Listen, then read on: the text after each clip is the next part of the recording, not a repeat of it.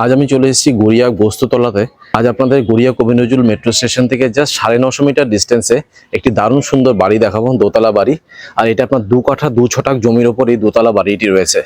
Building এর ঠিক নিচে দেখতে পাচ্ছেন আপনার 14 ফুটের পিচ রাস্তা পেয়ে যাবেন। প্রপার ড্রেনেজ সিস্টেম করে দেওয়া রয়েছে, সো জল জমার কোনো ব্যাপার নেই। পরিবেশটা কিন্তু খুবই সুন্দর, দেখুন এখানে কিন্তু পুরো বাড়ির কালচার। সো এখান থেকে আমি ঢুকলাম, ঢুকেই দেখুন একটি ব্যালকনি পাবেন। এটা হচ্ছে আপনার কমন ব্যালকনি, বেশ বড় সাইজের ব্যালকনি আছে। এটা হলো আপনার ফার্স্ট বেডরুম।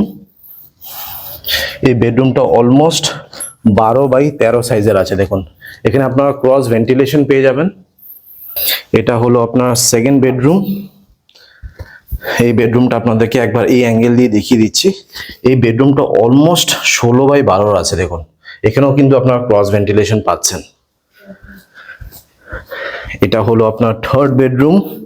বেশ বড় বড় সাইজের কিন্তু বেডরুম। আপনারা ফ্ল্যাট কিনলে কিন্তু এত বড় বড় বেডরুম পাবেন না কখনো। উপরে রয়েছে একটি লফট এরিয়া, এই পাশে পুরোটাই কিন্তু লফট, তো জিনিসপত্র আপনারা অনেক কিছু রাখতে পারবেন। দুটো বাথরুম আছে, দুটোই কিন্তু কমন বাথরুম। এটা হলো আপনার বেসিন, একটি মিরর রয়েছে। কিচেনটি পুরোপুরি সেপারেট আছে। দেখুন এটা হচ্ছে আপনার কিচেন এরিয়া। বাড়িতে অলমোস্ট 5 থেকে 6 লাখ টাকার কিন্তু কাজ বাকি আছে, সেটা আপনাদেরকে করে নিতে হবে। এবার আমি যাচ্ছি ফার্স্ট ফ্লোরে। সিঁড়িগুলো যথেষ্ট চড়া রয়েছে, উঠতে নামতে কিন্তু কোনো অসুবিধা হবে না। সিঁড়ি দিয়ে উঠলাম, উঠে বাঁ দিকে এই যে জায়গাটা দেখতে পাচ্ছেন, এটা হচ্ছে আপনার ঠাকুর ঘর। এটা হলো আপনার ফোর্থ বেডরুম। নিচে অ্যালকোক রয়েছে, জিনিসপত্র রাখতে পারবেন। এই বেডরুমের সাইজটা অলমোস্ট 16x14।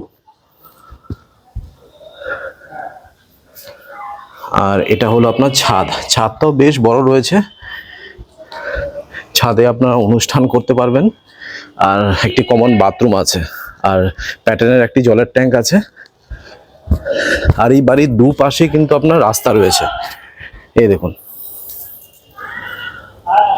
পরিবেশ খুবই ভালো।